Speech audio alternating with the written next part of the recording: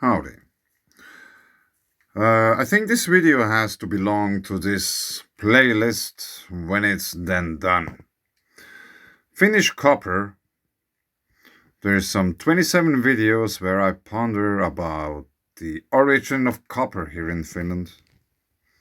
How is it that there's so much sulfur here and copper together? What's the thing about that? In the playlist you also find videos where I do some really sketchy and rudimentary experiments with a basic microwave oven.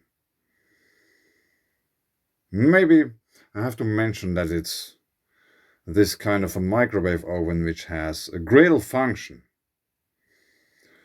Just as a hint for those who want to try this for themselves at home. Wear a helmet, glasses and whatever stuff, protection wear you feel to need. But grill function in a microwave seems to help with the heat, because if you're using a normal basic microwave oven, it probably won't last. The heat created by the stones. And as you can see, for example, in this picture, they can get rather hot. They're melting. And I unfortunately don't have the equipment to measure the temperature. Maybe one day I will have this kind of tool. And then I can measure the heat of the stone. Yeah, because I want to know how much temperature is created in a pebble by electromagnetic radiation. So, the main topic, copper and sulfur, is something I didn't expect to find myself pondering about. Yeah, there are no volcanoes here, at least not these which are erupting with hot lava. Yeah, there might be other ones here, quite many even, but they are basically another category of volcanism. So, for example, at the moment, which is in the news, Campifli Grey is doing something. There is a land uplift and quake swarms and tremors and all kinds of things. It's a thing which maybe should be kept under surveillance or something. There is this one crater, Sulfurata, which is white. If you go to satellite imagery and check it out, you will find it. It's white. The ancient Romans already gathered their sulfur from there. So, that sulfur in Italy, for example, is totally volcanic in origin. It's coming from beneath the feet. It's coming from the bowels of earth. And as I explained in the videos, here is this hexalogy. Part 6 of 6 Finnish copper might have its origin on Venus or from the interaction with it. Yeah, it sounds rather crazy. But maybe you just should take a look at the videos before making any hasty decisions. But anyway, Finnish copper, sulfur and copper, what's the thing? And some time ago, I stumbled across a very interesting paper. Because the possibility that these elements came from above and not from below seems to be much more plausible than anything what geologists explain. We have ancient stories about the auroras touching the ground. There are stories which are telling that if there's auroras and you are going to go outside, lower your voice. Don't make the auroras angry, because they could come down and kill you. Furthermore, it is suggested or recommended to wear some kind of a hat when there's an auroral display. The ancient Aborigines from Australia, which is on the total other side from Earth than Finland, they are telling, or they fear the auroras. Because for them, the auroras are a river of fire in the sky which bring death and destruction.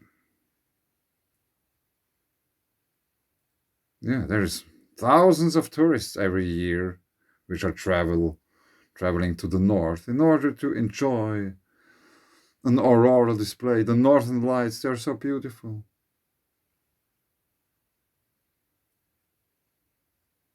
Yeah, it's a quite a big contrast to what the ancients tell about the auroras. So, maybe alchemy fails or failed. Obviously, it has failed because we are still digging the stuff out of the ground. We cannot make it.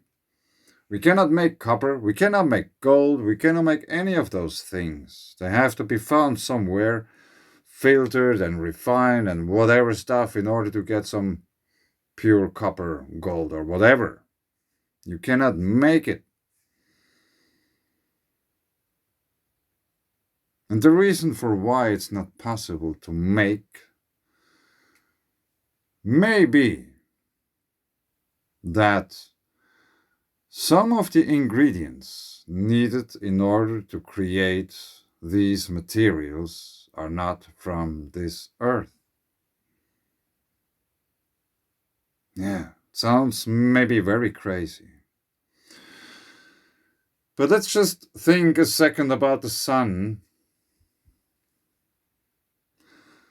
There is like the auroral display, it's charged particles from the sun. There might have been a CME, a coronal mass ejection. I want to emphasize the second word of this three-word name.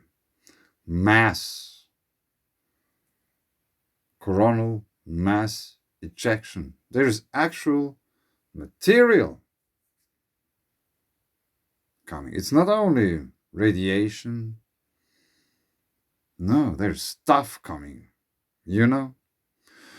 Earth has its magnetosphere, which is protecting us from these, but Earth's magnetosphere is weakening on an ever accelerating pace. It's not too long ago where we had red auroras in the Swiss Alps, which is not this kind of everyday phenomenon. And as Earth's magnetic or magnetosphere or magnetic field, whatever you want to call it, Earth's aura is weakening, we might need to assume that it also gets smaller. In other words, the distance from the ground to the edge of it gets shorter. The distance from where you are and looking at the auroras, at the lower edge of the auroras where they often seem to be the brightest, gets shorter. how much shorter it can get. Now we are probably at some 35% less of the magnetosphere strength. How much closer they come if the field strength is something like 70% less than it has been some 150 years ago? Now it's about 80 to 100 kilometers. 70%, 20 kilometers? Yeah, I don't know. I'm just speculating.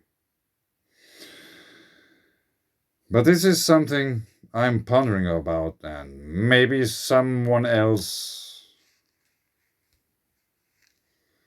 never thought about that. But maybe it's worth spend a few thoughts about the whole thing, how it works, what's the magnetosphere, why is it there, why is it where it is, does it stay where it is whatever happens? Maybe not. Maybe that's where the ancient stories about the river of fire in the heaven, which brings death and destruction, are originating from. Because ancient people might have seen the auroras touching the ground. And I don't know. I asked a few people, just a few. There aren't too many I could ask about what do they think. What would happen or how would it look like from a safe distance behind a plexiglass? If you would be in a safe distance and you would see, like, the auroras now are just going down, down, down, down. And then they would finally touch the ground. Is there any possibility that there would be stuff rising upwards from the ground towards the auroras, like we have, for example, in lightning strikes? There is a little part which goes upwards. Maybe there's something similar going on. A little part is rising upwards towards the auroras.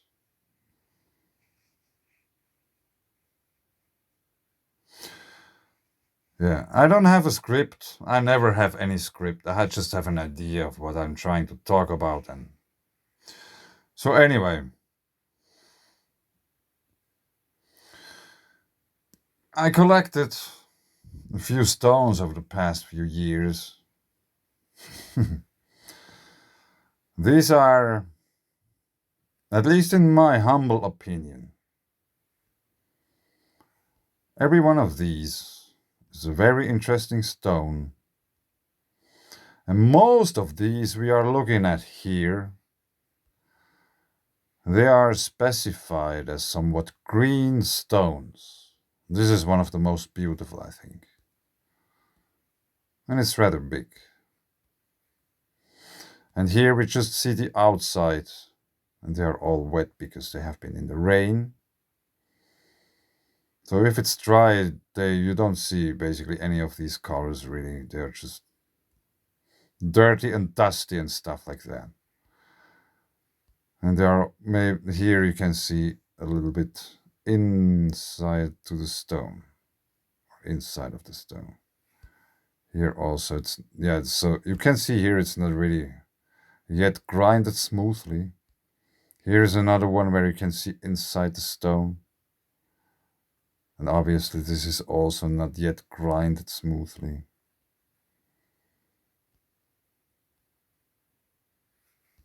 There's another one inside.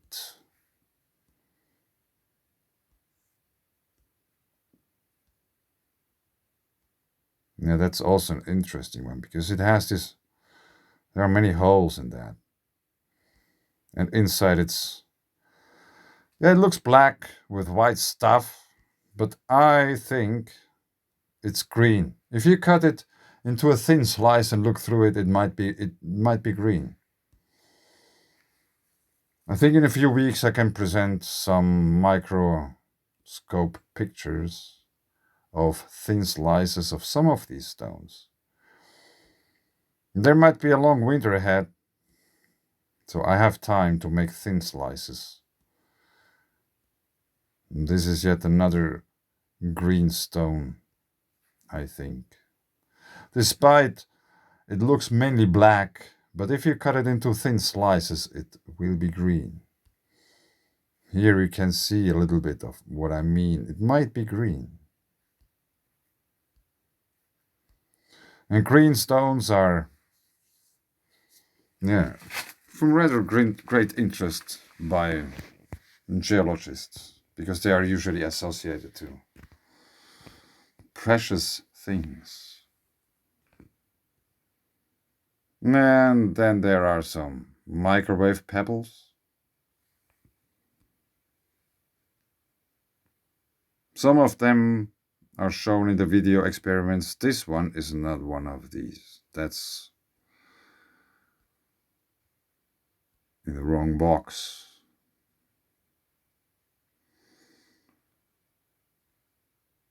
Maybe I try to make some thin slices of these as well. But anyway, one reason why I show you this picture is we can see that there are several red pebbles. And they turned red because they contain sulfur and got heated. That's why they turned red. And it happened by electromagnetic radiation. And if you think about auroral precipitation, which could amplitude or be amplified into actual, depositioning of materials such as sulfur, copper, bronze. Venus had encounters with Earth 1,500 years BC approximately, twice.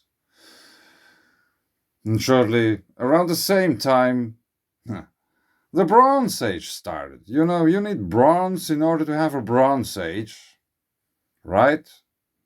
You cannot have a period in time, what you call Bronze Age, and there is nothing ever found made of bronze. It just doesn't work like that. All of a sudden they had bronze and used it. So where did it came from? I think it came from above. So since the whole topic is rather complicated or diverse or whatever, I'm still about the sulfur because it's very interesting.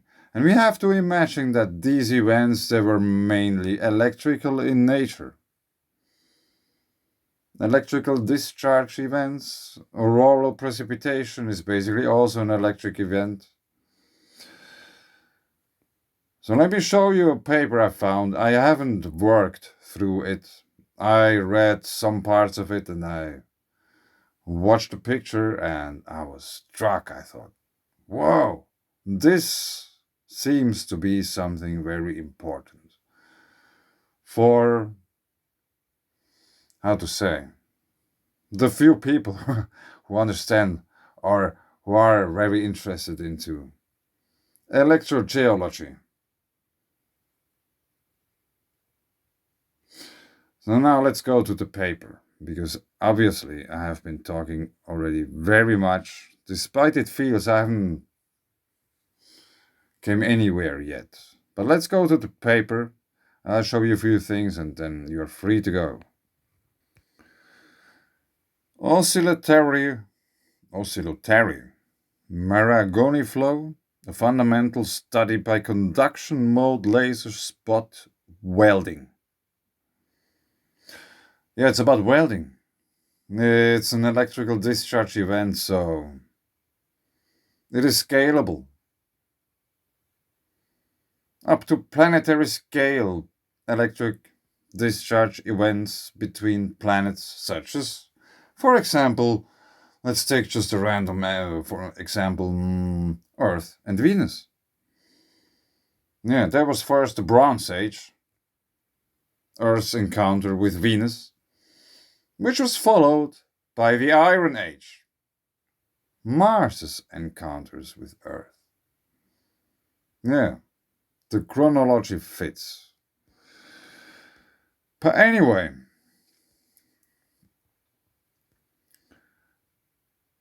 through Maragoni flow, a surface active agent can affect not only the weld pool depth, but also the pool surface deformation, pool surface oscillation, and ripple formation.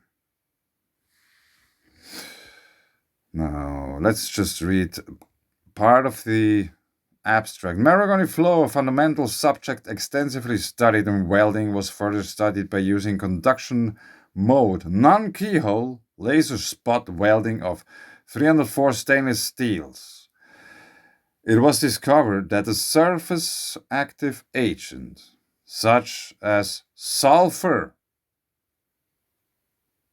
yeah, maybe there hasn't been any sulfur here in Finland before the interaction with Venus.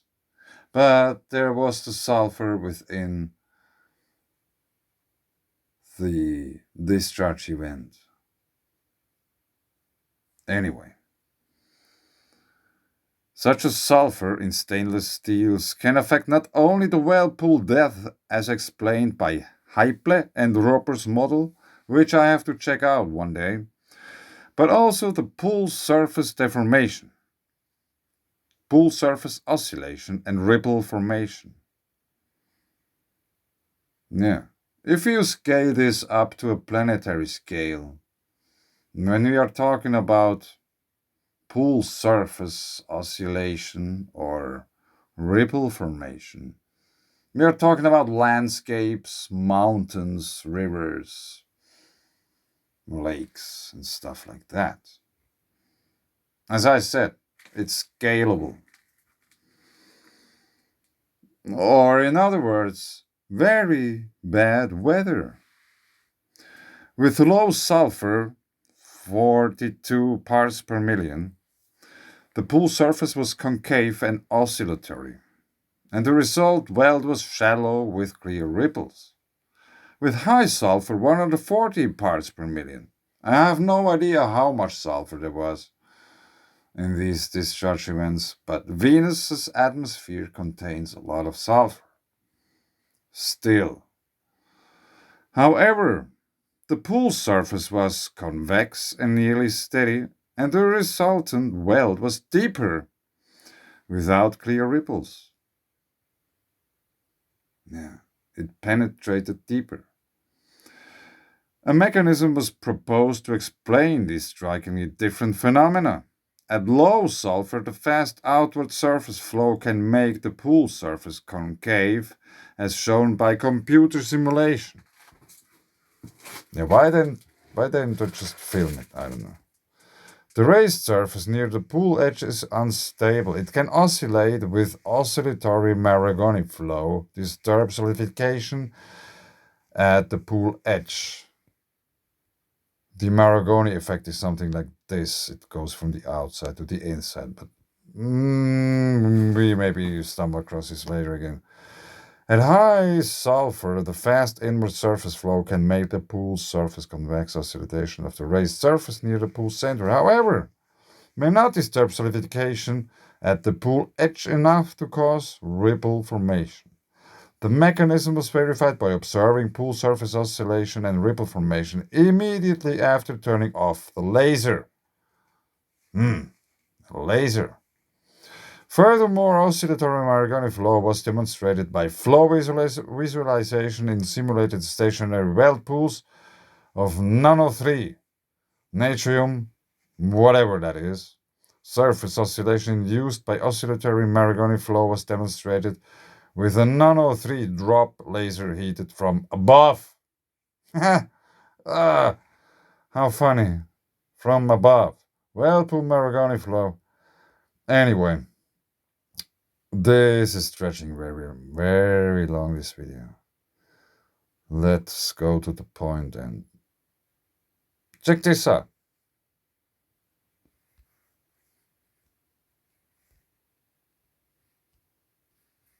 Ah.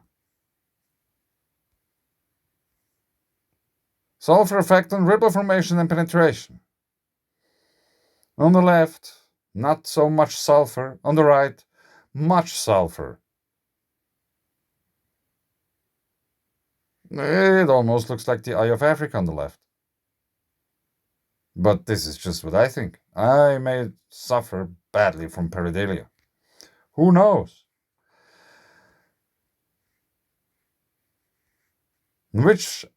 Something which I find very interesting is this.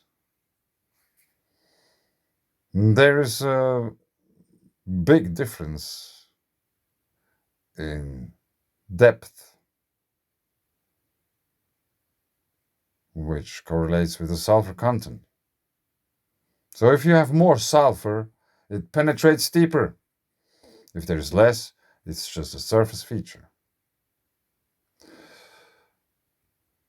And again, all this is still under construction. I just somehow try to bring some findings forth, and which maybe just by accident, maybe it's just all one big coincidence, maybe, I don't know, fit very well into this thought play theory or whatever you want to call it about the copper and sulfur might have its origin somewhere else than on Earth, let's say Venus.